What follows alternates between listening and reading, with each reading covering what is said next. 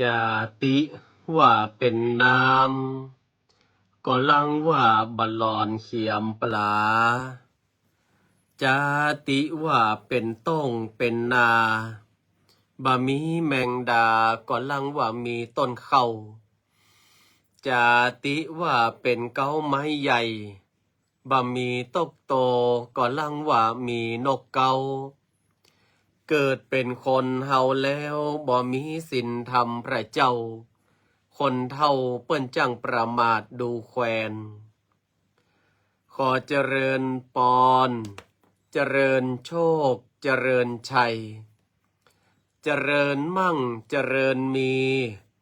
เจริญสรีสวัสดีกับตันสาธุชนคนดีFCรายการทุกท่านมาพระมาแล้วหนาญาติโยมศรัทธามาฟังพระครูวิโรจน์ชยาภรณ์กับรายการธรรมะม่วนใจสไตล์ล้านนาโดยอาตมาพระครูวิโรจน์ชยาภรณ์พระครูวิโรจน์คนเดิมเพิ่มเติมเสียงใหม่เสียงนี้คุณหมอเปิ้นบอกว่าก็จะค่อยๆดีขึ้นอาจจะไม่ได้ดีขึ้นแบบฉับพลันตันใจเนาะก่อนอื่นนั้นเนี่ยอาตมาภาพก็ได้ประกาศบอกบุญศรัทธาญาติโยมได้ร่วมกันเป็นเจ้าภาพถวายกาเทอมฮือกับพระลูกศิษย์อาตมาภาพ2 ตนแรกนั้นเรียนคณะครุศาสตร์ที่วิทยาลัยส่งจังหวัดลำพูนชั้นปีที่4ตนที่2เรียนคณะรัฐประศาสนศาสตร์วิทยาลัยส่งลำพูนชั้นปีที่3ทั้ง2รูปเป็นตุเจ้าสถาญาติโยมในเทอมนี้เป็นเทอมที่2กาเทอมตนละ3,000 บาทอาตมาภาพก็ได้มาเล็งหันถึงความตั้งใจของพระลูกศิษย์ทั้ง2ที่มีความตั้งใจศึกษาเล่าเรียนเกรดเฉลี่ยนั่นอยู่ที่ 3.5-3.6 อาตมาภาพก็เลยบอกว่าจะปาศรัทธาญาติโยมได้ร่วมถวายกาเทอมฮือกับลูกศิษย์ที่เป็นพระนิสิตทั้ง2 ตนก็ตนละ 3,000 บาทตอนนี้ก็มีโยมสุภัทราวีระอนันตวัฒน์เปิ้นก็ถวายมารูปละ500 บาทแล้วก็มีศรัทธาผู้ใจบุญเปิ้นมาขอออกนามก็ร่วมแหมตนละ500 บาทตอนนี้ก็มีศรัทธาร่วมก็มี 2 ท่านละ500 บาทต่อตน ฉะนั้นค่าเทอมก็จะเหลือตนละ 2,000 บาทดังนั้นศรัทธาญาติโยมทั้งหลายท่านใดอยากจะร่วมส่งเสริมสนับสนุนคือพระลูกศิษย์ของอาตมาภาพทั้งสองตนได้ศึกษาเล่าเรียนก็สามารถแจ้งปวารณาได้อาทิตย์หน้าก็จะเป็นอาทิตย์ที่จะต้องจ่ายค่าเทอมละดังนั้นก็ได้ฝากบุญนี้ให้กับสถานในการสนับสนุนค่าเทอมของพระนิสิตที่เขาต้องการโอกาสในเรื่องของการศึกษาก็ขอฝากไว้ตอนต้นรายการเจริญปอนคุณโยมปิยธิดาเนาะคุณโยมปิยธิดาทิยาพรนี่กะอาตมาภาพก็มาค่อยเก่งภาษาอังกฤษช่วงนี้มันได้กินขนมปังแม่สุแก้วคำอ้วนเข้ามาแล้วโยมสุธรรมโยมแม่สมบูรณ์มาจะแล้วก็แม่เกสรนามแก้วน้องไอ้นันศพษา สาธุอนุโมทนากับสถาญาติโยมที่เข้าชมรายการทุกท่านคุณโยมอลูนการะหงวันนี้อาตมาภาพมีคำกลอนสะท้อนชีวิตเอามาอู้ฮือศรัทธาญาติโยมตั้งหลายได้ฟังก่อนอื่นนั้นต้องขอกราบสุมาภัยครับครูบาอาจารย์พระเจ้าประสงค์และก็ศรัทธาหลายที่หลายแห่งตีใดกึดเติงหากระผมอาตมาภาพนิมนต์ไปเทศนาธรรมแต่ช่วงเนี้ยเนื่องด้วยว่าเสียงมันยังใบอยู่กระร่องกระรอย ก็ยังมีอาการคัดจมูกเป็นบางครั้งฉะนั้นในช่วงนี้อาจจะไม่ได้รับงานเทศน์เนาะแล้วก็จะต้องได้เตรียมเนื้อเตรียมตั๋วที่จะได้เดินทางไปรับปริญญาแถมฉะนั้นหลายๆวัดหลายๆวา ที่ได้โทรศัพท์มานิมนต์ก็ต้องกราบสุมาภัยตัวแล้วก็หลายๆท่านได้นิมนต์อาตมาภาพก็ต้องสุมาภัยตัวทีมได้รับนิมนต์รอเสียงมันดีเสียงมันใสเสียงมันชัดก่อนเนาะแล้วถึงจะรับนิมนต์ถ้าเสียงอี้ไปนี่โอ้มันดรอปลงไปเกิ่งหนึ่งละคำกลอนสะท้อนชีวิตในค่ำคืนนี้จะเป็นคำกลอนเรื่องอะไรมันบอกว่ามันเป็นคำกลอนที่สะท้อนความจริงของชีวิตเนาะโยมแม่จุนศรีประชายมแม่พิชยาอาจารย์วัฒนีวงศ์พมิตรมันเป็นคำกลอนสะท้อนความจริงของชีวิตมันเป็นสะท้อนอย่างใดเพิ่นบอกว่าตื่นตอนเช้าจะเป็นเศร้าหรือเป็นสุขจะสนุกสดใสอย่างไรหนาหรือจะตุกสุดระกำจำชีวาฮือหูว่ากำเดียวมันก็ผ่านไปกึดเหี่ยวว่าเกิดมาก็แค่นี้ได้เกิดมาทั้งทีดีแค่ไหนขอเพียงสู้ตุกปัญหาย่อมคลี่คลายแค่ตั้งใจทำหน้าที่ฮือดีก็พอเนี่ยมันเป็นคำกลอนสะท้อนความจริงของชีวิตพ่อบอกว่าตื่นตอนเจ้าจะเป็นเศร้าหรือเป็นสุขจะสนุกสดใสอย่างใดหนามันจะตุกสุดระกำจำชีวาฮือหูว่ากำเดียวมันก็ผ่านไปนี่ที่จริงเนี่ยศรัทธาญาติโยมทั้งหลายคนเฮาทุกคน 100% นั้น1 วันนี่นะมันจึงมีอยู่2 อารมณ์นะสุขกับทุกข์ถ้าหากว่าเฮามีสิ่งที่มันมากระทบแล้วมันถูกกับจริตหรือว่าความชอบของเรานั่นแหละเรามีความสุขแต่ความสุขก็อยู่ได้บ่เหมือนศรัทธาญาติโยมพอมีคนมาคัดก็กลายเป็นโคตรเป็นเกียรติกลายเป็นความทุกข์เข้ามาแทนที่ในขณะที่ความทุกข์เข้ามาแทนที่อารมณ์กำลังจะปะทุอารมณ์กำลังจะระเบิดปรากฏว่ามีโทรศัพท์เข้ามาโอ้อีแม่ กะเดียวเจ้าจะโอนสตังค์ไปให้อีแม่ใจ5,000เนอะโอ้สุมาเตอร์เจ้าโอนไปจ้าไปหน่อยโอ้กลายเป็นความสุขไปเหียอันเนี้ยศรัทธาญาติโยมเพราะว่าจะสนุกสดใสอย่างไรหนาหรือจะทุกข์สุรกรรมจำจีวาเพื่อหูว่าเดี๋ยวมันก็ผ่านไปแล้วเฮาเกิดเหี่ยวว่าเกิดมาก็ได้แค่นี้ได้เกิดมาทั้งทีดีแค่ไหนแล้วกิจโฉมนุสสปฏิลาโภอาจารย์ทวัชชัยกันตีการเกิดเป็นมนุษย์เป็นเรื่องที่เป็นเรื่องที่ยากและเป็นลาภอย่างยิ่งเลยนะการเกิดเป็นคนเนี่ยเพราะว่าอย่างมีโอกาสได้ทำหลายอย่างมีโอกาสได้สร้างได้แปลงหลายอย่างแม้กระทั่งว่าก่อบุญก่อกุศลขนาดสัตว์เดรัจฉานตั้งหลายนี่นะมันก็ใครเกิดเป็นคนขนาดแล้วแต่มันไม่สามารถที่จะมาเกิดเป็นคนได้ฉะนั้นเฮาเกิดเอาเหี่ยวว่าโอ้จะสุขจะทุกข์ก็จ้างมันเกิดเหี่ยวว่าเฮาเกิดมาเป็นคนเนี่ยดีแค่ไหนแล้วขอเพียงสู้กับปัญหาย่อมขี้คลายแค่ตั้งใจทำหน้าที่ให้ดีก็พอฮันก็ทุกคนมีปัญหาหมดเพียงแค่สู้กับมันปัญหานั่นนะเพราะว่าทุกคนเจอปัญหามาเหมือนกันคุณครูพีระเดชธรรมพรก็เจอปัญหาอย่างหนึ่งครูทวัชชัยกันตีก็เจอปัญหาอย่างหนึ่งเนาะ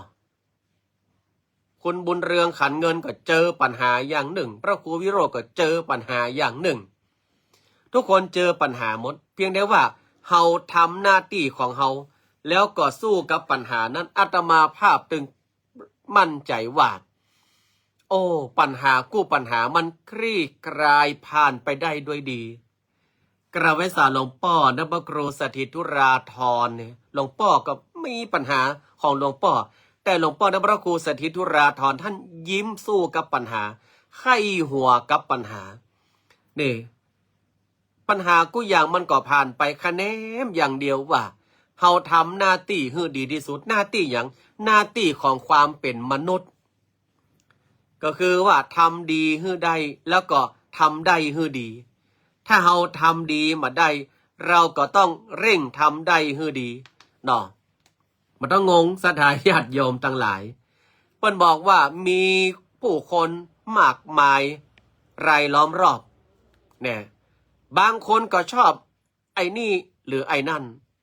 บางคนก็ชอบไอ้โน่นมันบ่เหมือนกันแล้วแต่เขาคนนั้นชอบอะไรตัวเขาเองก็ชอบแบบที่ชอบมันบ่มีกรอบขอบจำกัดอันไหนแล้วแต่คนต่างจิตก็ต่างใจสำเร็จไซที่ชอบคือลงมือทำฮะก็มีก็กำกึดอย่างเดียวโอ้ชอบอันนั้นถนัดอันนี้อันนั้นอันนี้แล้วก็มาเยะสักเตื้อแล้วความสำเร็จมันจะก่อเกิดจากที่ไหนเฮามาใจว่าโอ้เป็นสโนน้อยเรือนงามแล้วอู้แล้วดอกพิกุลจะร่วงเป็นคำอู้แล้วมันจะสำเร็จดังกำอู้เฮามาใจผู้วิเศษวิโสมาจากไหนฉะนั้นก็เลยบอกว่าชอบหรือไม่ชอบเนี่ยมันก็ขึ้นอยู่กับแต่ละคนจิตใจแต่ละคนความชอบแต่ละคนมันเหมือนกันแต่ว่าความสำเร็จไซสิ่งที่ชอบคือลงมือกระทำหมายความว่าถ้าเราอยากจะทำสิ่งที่เราชอบเพื่อมันเกิดความสำเร็จก็คือการลงมือมาใจว่าอู้มาได้ต้องลงมือทำตัวชอบสิ่งนั้นก็ต้องทำสิ่งนั้นชอบสิ่งนี้ก็ทำสิ่งนี้มักแกงอันนั้นเขาก็แกงอันนั้นมักเผ็ดใส่เผ็ดมักเค็มใส่เค็มมักส้มใส่ก็มักเหมือนกันอันนี้ขี้ค้านซื้อก๋วยเตี๋ยวมาถ้วยตัวมักเผ็ดแล้วฮือเปิ่นไปปรุงฮือกรรมแล้วอันฉันยังมาว่างเตื้อเนี่ยกำลังติดตามข่าวสารใส่พริกนักหน่อยเนอะฉันมักเผ็ดแล้วใส่พริกเจ้าใดเถอะใส่8 จ้อนก็พอกะเขาว่า8 จ้อนก็พออีใส่เท่าใดเถอะ8 จ้อนก็พอกะโอ้แสดงว่ามักเผ็ดขนาดเนาะแต่ความหมายของเขาว่า8 จ้อนมาคนละอย่างเจ้าหมูมันก็เอาจ้อนเนี่ยเข้าจีพริกให้มันติดหมอกตังโก้นแล้วก็ใจก๋วยเตี๋ยวเถอะฉันเอาปรุงให้ละเหลียวพอหอ น้ำก๋วยเตี๋ยวใส่แจมแจ้เพิ่นบอกว่าพริก8 ช้อนพริก8 ช้อนก่อนนี้รอพริก8 ช้อนเนี่ยเอ้ยมาใจเอาพริกไป8 ช้อนแล้วเอามาใส่พริก8 ช้อนคือใส่พริกเนี่ย8 ช้อนยะ1 2 3 4ยะเธอยังบอกว่าใส่พริก8 ช้อนเนี่ยก็เธอบอกว่า8 ช้อนฉันก็เอาพริก8 ช้อนใส่ให้เธอกะปึ้งมันจางอย่างน้ำสวกเข้าเนาะเนี่ยหันก่อนสถาญาติโยมทั้งหลายมักอันไหนชอบอันไหนลงมือทำมันตึงสำเร็จเฮาอู้อย่างเดียวมันมาสำเร็จสถาญาติโยมกว่าจะผ่านแต่ละวันล้านความคิดถูกหรือผิดหารู้ไม่ภัยตัดสินแต่ที่ทำคือฟันฝ่าเป็นอาจินฮื้อชีวินผ่านปัญหาทุกคราไปจะเล็กใหญ่ขอฮื้อใจมันสู้พิษเป็นครูเรียนรู้เร่งแก้ไขล้านเรื่องราวขอก้าวผ่านสมดังใจขอบคุณในตัวเราที่ก้าวเดินแล้วก็พิษเป็นครูเรียนรู้เร่งแก้ไขคนเฮามันทำพิษได้กู้คนนะสดาญาติโยมทั้งหลายเฮาแจ้อรหันตาเฮาแจ้พระเจ้าปูนพระเจ้าไม้พระเจ้าดินเฮาเป็นปุถุชนคนธรรมดามันก็ย่อมมีความผิดไผเกิดมาแล้วบ่เคยทำความผิดพ่องมีก็ยกมือแล้วพระครูวิโรจน์ก็เคยทำความผิดมาเหมือนกันเนี่ยอาตมาภาพก็เลยบอกว่าพิษเป็นครูเรียนรู้เร่งแก้ไขล้านเรื่องราวขอก้าวผ่านสมดังใจเฮาต้องขอบคุณตัวเฮาที่สามารถก้าวเดินได้ฉะนั้น1 วันล้านความคิด1 วันล้านเรื่องสถาญาติโยมในปัจจุบันถ้าใจเฮามันไปติดเหียกูเรื่องกูราวนี้ตายอย่างเดียวนะเอาเรื่องที่เฮาชอบเอาเรื่องที่เฮาทำแล้วมีความสุขก็พอทำแต่ละอย่างทำแต่ละเรื่องเอาที่เฮา1เฮาชอบ2เราถนัด3เราทำแล้วมีความสุขเมื่อเรา3อย่างนี้มันเกิดขึ้นแล้วไอ้ยังก็ตามความผิดเรื่องผิดที่เฮาทำผิดผ่านมาในอดีตเอามันเป็นครูแล้วเฮาเร่งแก้ไขลุกขึ้นสู้จนบุญสูงเนินเพิ่นบอกว่าใดต้องสู้จึงจะชนะอีกอย่างจนเปิ้นบอกว่าฉะนั้นสันทาญาติโยมตั้งหลายเฮ้ยมาต้องเกิดไอ้อย่างนักในภาวะสังคมปัจจุบันเนาะแอดมินธรรมะคลื่นสีขาวเฮามาพอเถอะหาแล้วข่าวตู้เจ้าดังประเด็นนี้ข่าวตำรวจดังใช่ไหมประเด็นนี้ทหารชายแดนดังใช่ไหมเนี่ยและถ้าเฮาเอาจิตเอาใจไปติดห้าล้ำไปนะมันจะทำให้ความดันเฮาขึ้นโดยมารู้ตัวเพราะอย่างมันไม่ใช่หน้าที่เฮาหรอกหน้าที่ของเฮาคืออะไรหน้าที่ของเฮาคือปาตัวเฮาเนี่ยฝ่าฟันอุปสรรคปัญหาที่มันเป็นของเฮาเนี่ยไปให้ได้แล้วเฮาจะต้องก้าวไปสู่จุดหมายไปให้ได้มันต้องไปสนกรรมไผมันต้องไปเอาจิตเอาใจไปใส่ที่ไผมันล้านคนก่อนล้านความคิดล้านคนก่อนล้านปากอยู่แวดตัวเฮา5 คนมากกว่า5 ปากก็รู้3 คนมากกว่า3 ปากก็รู้ละ3 ปากมักมันใช่เหมือนกันนะอันหนึ่งมักเผ็ดอันหนึ่งมักส้ม1มักเค็มก็ถ้าเฮาไปตยใจเหี่ยมดนี้ตายอย่างเดียวเด้อนะฉะนั้นไอ้ยังก็ตามสถาญาติโยมทั้งหลายคำว่าปลงในภาษาตุเจ้าคำว่าปลงเนี่ยก็หมายความว่าอะไรที่มันมาใจหน้าตีไอ้อย่างที่มันมาใจเรื่องใจราวของเฮามันต้องไปยุ่งปล่อยมันไปอันนี้บอกเขาว่าปลงอันนี้ไปกวากเหี่ยโมนี่ทำตัวเป็นอ่างเก็บน้ำทำตัวเป็นเขื่อนกาเก็บความตุกไว้แห่หมดแล้วจะเอาที่ไหนมามีความสุขสถานหน้าเหี่ยวไปตีๆกันอาตมาภาพนี้เป็นเขื่อนอยู่เตื้อหนึ่งนะหัวปองงอกประเด็นนี้เร่งระบายแล้วหลังจากที่น้ำมันเต็มเขื่อนก็เร่งระบายน้ำมันจะเต็มเขื่อนก็ระบายออกไปกะเนาะอันยังก็มีแก้วความตุกเลยจะเอาวางไหนมางามโอ้ยแต่งไปเตอะและแต่งไปนะรีบอันอย่างก็เป็นปันดิแท่งเป็นปันแป้งแต่รับเป็นหมื่นแต่ใจแล้วหน้าอมตุกมาถึงบางแงมสถาญาติโยมทั้งหลายแต่ก่อนเนี่ยเปิ่มจะมีอย่างหลายเนาะ ถามไม่เลี้ยงคำสมฮะกะจะรีบหยังสปริงซองอีกเนาะเป็นรีบมันถ้ารีบแดงนี่ก็โอ้ใส่กำนี่โอ้มันแล้วยิ้มใส่กำมาดึงม่วนสถาญาติโยมทั้งหลายฟ้อนแล้วไปเซาะกินข้าวโฮงทานอีกแล้วมาเตือมรีบยิ้มกำนี้ยิ้มกะเศษเนาะพักปั้มใบหอมทิศทำเขี้ยวเพื่อก็งามหรอเพราะว่าอย่างหน้าเพิ่นมีความสุขคนเฮาสุขทุกข์มาถึงเข้ามาในชีวิตอย่างพระครูวิโรจน์ก็เหมือนกันสุขทุกข์นั้นล้านแปดในตัวในหัวนี่นะจังมันสุขก็อยู่กำเดียวทุกข์ก็อยู่กำเดียวเนาะโยมแม่มิตรขนองเนึกพร้อมเด้อลูกหลานจากอำเภอแม่สอดเนาะทำบุญการเทอมฮื้อเน้น2 องค์องค์ละ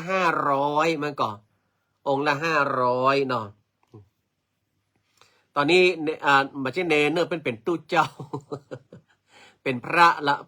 ละสาธุอนุโมทนากับโยมแม่มิตรขนองนึกเนาะหรือว่าโยมแม่ดวงทิพย์ขนองนึกโดยลูกหลานจากอำเภอแม่สอดเนาะตอนนี้ก็ได้ละตนได้เนี่ยตน1,500แล้วเหลือ1,500พายจะมาปิดอาตมาภาพมีเรื่องนึงจะเล่าให้ฟังคือเอาอะไรมาใส่ใจเฮียมดเนี่ยมันก็เลยทำให้ใจเฮามันตุกลุงใจกับไอ้แซมเสียงดีมาดีก็จะเอามาแล้วปากันไปในเวียงสถาญาติโยมทั้งหลายไอ้แซมก็บอกลุงใจมาเวียงเนี่ยลุงใจสตางค์มานักก่อนเอาแชมก็จะเอามาอย่างไรแชมโหก็มาแถวในเวียงพี่อะมันมีคนละครึ่งแชมลุงก็จ่ายคนละครึ่งนักกะบาดแชมบ่ะอ๋อแปลว่าลุงเอาคนละครึ่งแน่นอนกะชาอยู่ใหญ่กำไรเห็นแชมในขณะที่กำลังไปรอกดคนละครึ่งแถวก็ยาวแตะยาวว่าเนาะโอ้ลุงใจก็มีสตางค์20 บาทอุ่นใจคนละครึ่งนะจะไปกดออกมานะก็เลยเกิดใจว่าแถวมันยาว2 คนจวนกันไปกินกาแฟรอดีกว่านี่ได้บัตรคิวมาแล้วหรอจะไปนั่งกินกาแฟข้างธนาคารกรุงไทยฮั่นละอีกมากองเข้าไปนั่งปบแม่กาก็ถามรับอะไรดีคะอ๋อไอ้แซมก็บอกเนาะลุงใจจะกินหยังกาแฟไก่แชมผมก็จะกินกาแฟเหมือนกันอ๋อนี่เหรอฮะลุงใจกาแฟร้อน10 บาทเย็น15 บาทโอ้ยก็มีสตังค์20 บาทแชมก็จะไปกินอย่างเย็นกินร้อนกันเนาะร้อนก็ร้อนก็เอาเจ้าภาพว่าแม่ค้าครับกาแฟร้อน2 แก้วไอ้โลโอ้แม่ค้าก็ได้กาแฟฮ้อนแต่คนออกจุนนะแม่ค้าก็เอากาแฟมาตำนะบอกว่าเดี๋ยวกินเสียค่อยจ่ายสตังค์ก็ได้ลุงใจกับกำแบงค์20ไว้โอ้มันจับพอดีหรอแก้ว10 บาท2 แก้วไอ้แซมเปียแก้วได้แหละกาแฟเนี่ยเป่ากำลังจะเป่ารอบ3ลุงใจตบหัวป๊าบวะหรอลุงใจมาตบหัวผมยังไงไอ้แชมมันจะเป่ากาแฟยังไงแชมโอ้ก็มันฮ้อนจะกินได้อย่างใดก็เป่าให้มันเย็นไอ้แชมก็ถ้ามันเย็นมึงจะเอาสตังค์ไหนมาจ่ายก็มันได้ไปกดเดือนไงโอ้ก็จะไปจ่ายอย่างแหมไอ้แชมมึงพอลากาฮ้อน10 บาทกูจ่ายได้แชมก็ถ้ามึงเป่าแล้วมันเย็นไปหาเหรอมันไป15 บาทปุ๊บนะบาทมันวิกนะแชมโอ้เป่าให้มันเย็นไปจะเกิน15 บาทแน่นอนกะมึงหันป้ายหรือยังร้อน10 บาทเย็น15 บาทมาต้องเป่ากินตึงลวกปากลวกคอนะใบแชมบาทโอ้ลุงใจโอ้กาแฟบดอยู่ในปากเหมือนเปิ้ลรอน้ำเสมอแต่โอ้ยหอนแกะโอ้ยเมียเพื่อจะไปกดคนละครึ่งได้2 คนลุงใจแกไอ้แซม เอาปากปอๆไอ้แดนกันเด็ดมาต้องเกี่ยวกับแดนนะแดนเด้อปกติแล้วเราจะฮอนแต่ที่ปองมันก็ได้เสี่ยงเพิ่มอ่ะก็คือไอ้อย่างที่บางทีเขาก็ต้องปินิจพิจารณาเนี่ยจะไปเอา กูเรื่องมาใส่ตัวนักล้ำไปทุกชีวิตไม่มีความนอนแน่ต่างผันแปรตามวิถีที่นำผลทุกชีวิตที่เกิดมาแล้วเป็นคนต้องผจญล้านรู้สึกลึกลงไปยามมีสุขก็หาใจบ่มีมดทุกรันทดก็ยังมีวิธีแก้ไขฮังก็มีสุขผ่องตุกผ่องช่างประไรเดี๋ยวก็ผ่านไปได้แน่อันนี้เตี้ยงแต่จริงๆฉะนั้นอาตมาภาพก็เลยนำเอาสิ่งต่างๆเหล่านี้มาโอ้ฮือศรัทธาญาติโยมต่างหลายได้ฟังสุขทุกข์มันก็เข้ามาหาเฮาเนี่ยมันก็ผ่านไปฉะนั้นถ้าเราจะมีความสุขนักที่สุดก็คืออย่างสุขเข้ามาก็รู้ว่าสุขทุกข์เข้ามาก็รู้ว่าทุกข์เมื่อสุขทุกข์เข้ามาเรารู้ว่าสุขทุกข์มันเข้ามาเราจะรู้ได้ทันทีว่าเดี๋ยวมันก็จะผ่านไปแน่นอนเหมือนกับเรากินข้าวเนี่ยอิ่มกับอยากมันต่างกันน้อยเดียวมาได้กำลังกินตะกี้นี่ไปหันเปิ้นใส่ต่ำส้มหมับน้ำลายปุแถมแล้วอันเนี้ยและสิ่งที่สำคัญที่สุดก็คือว่าเราอย่าเอาเรื่องที่ไม่ใช่เรื่องของตัวเองมานักตัวเรานักลำไปห่อมเจ้เขื่อนห่อมเจ้อ่างกักเก็บน้ำอ่างกักเก็บน้ำเขื่อนนี่เปิ้นยังมีความจุนะถ้ามันลุมันปังลงไปนี่โอ้เรียบร้อยเลยฉะนั้นก็ฝากศรัทธาญาติโยมกันเอาไว้เนอะที่ได้รับฟังรายการในค่ำคืนนี้เนาะถึงแม้เสียงอาตมาภาพก็กำลังจะก้อยๆดีขึ้นไป ที่เป็นนี่เป็นกำเดียวหายนี่ก้อยหาย2 มาตรฐานนะพยาธิเนี่ย เนาะก็ต้องอนุโมทนากับโยมสุภัทราวิระอนันตวัฒน์เนาะแล้วก็ผู้ไม่ประสงค์จะออกนามบักใกล้บลไก่อยู่ในใจของพี่เองไงล่ะ แล้วก็โยมแม่มิตรขนองนึกพร้อมด้วยลูกหลานจากอำเภอแม่สอดเนาะโยมแม่ดวงทิพย์ขนองนึกตอนนี้ทั้ง2 รูปก็ยังคงค้างค่าเทอมรูปละ 1,500 บาทเนอะถ้าหากว่ามีครบแล้วอาตมาภาพก็จะโอนเงินไปจ่ายค่าเทอมเลยเนาะดังนั้นก็ขออนุโมทนาศรัทธาญาติโยมเสียงมาแล้วเจ้าถ้าหากว่าอากาศมันเริ่มเย็นๆนะครับโยมพี่ตุ๋ยมันก็จะมีแปลงๆหน่อยมันจะมีแกว่งๆหน่อยเนาะอันนี้ก็ขออนุโมทนากับศรัทธาญาติโยมคู่คนเนอะสำหรับในค่ำคืนนี้ก่อนจะลาเนาะ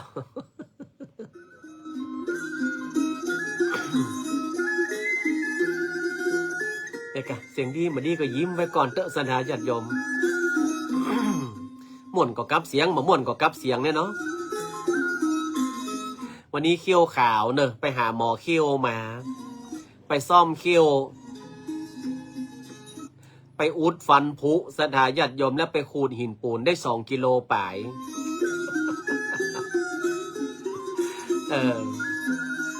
โยมชาตรีอินชัยสาธุโมทนา พรุ่งนี้อสม.เพื่อจะมาตรวจแต่เมาะรายชื่อพระครูวิโรธเพื่อบอกว่าครบรอบวันเนอท่านตรวจน้ำตาลในเลือด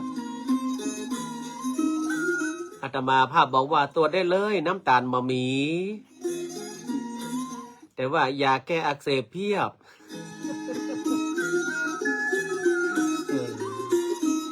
ก็ต้องอนุโมทนากับศรัทธาญาติโยมทุกท่านนอ